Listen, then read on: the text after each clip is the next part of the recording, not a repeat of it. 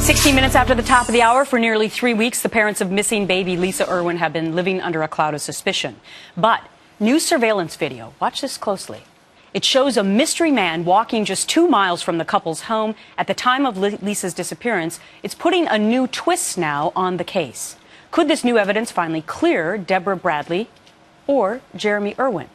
Let's ask their attorney, Joe Tacopina. He joins me live this morning from Rome, Italy. Good morning to you, Joe. Hey, good morning, Gretchen. All right, so this video was released. Before we get to the timeline of events here, why did they delay releasing this video until now?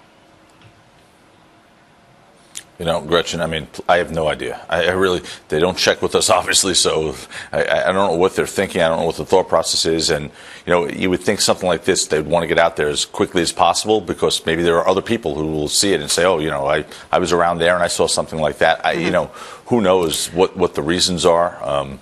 And we're not just getting that much information, so I really don't know what to say. Okay, so let's take a look at the timeline now of that night. This was October 4th. I guess this would ostensibly be the 5th because it's after midnight now.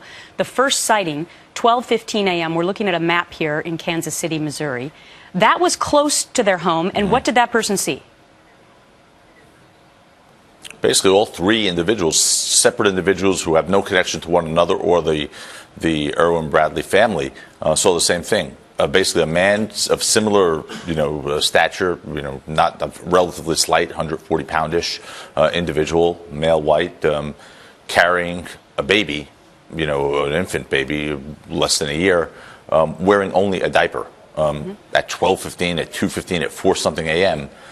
In the wee days of October.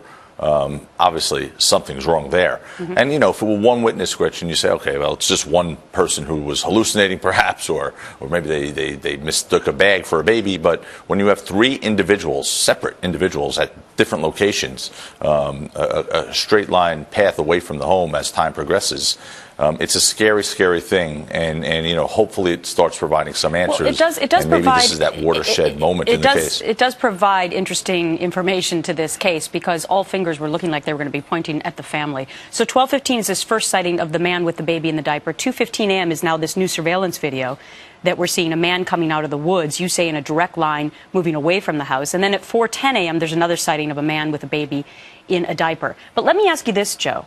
Does this in some way actually work for the prosecution? Because they could argue, if a man has just stolen a baby, why would he be so apparent walking down public streets? I mean, doesn't this sort of play into the prosecution's hand? Well, I want to point one thing out. There is no prosecution. Okay, right now, I'm a victim advocate for all I'm concerned. I mean, I represent two parents who are missing their 10-month, now 11-month-old baby. Okay, if there is a prosecution. This is a manhunt and there's an investigation. If there is a prosecution, I was one of those once, Gretchen, I was a prosecutor. I can't envision any scenario where a prosecutor would argue successfully anyway, that, they must be guilty because why would some man be so brazen to walk? I mean, Deborah Bradley is not a 140-pound man. I'm not saying that. It's just mysterious that a man, if somebody had stolen a baby, that they would be walking out in public. It's mysterious. But okay, but that would imply that the person is mentally deranged because they would be doing something so blatant and obvious. But anyone who would steal a baby obviously is a sociopath and a sick individual. So I mean, that wouldn't be the most shocking part. The most shocking part would be going into someone's home and taking a 10-month-old out of a crib. The fact that they're walking brazenly down the road with it is obviously consistent. Consistent with a mental defect. So it certainly doesn't imply any involvement on the Bradley Irwin family. No, just looking at it at all angles. But the video is very interesting and the timeline even more so. Joe, thanks so much for joining us from so far away. I appreciate it.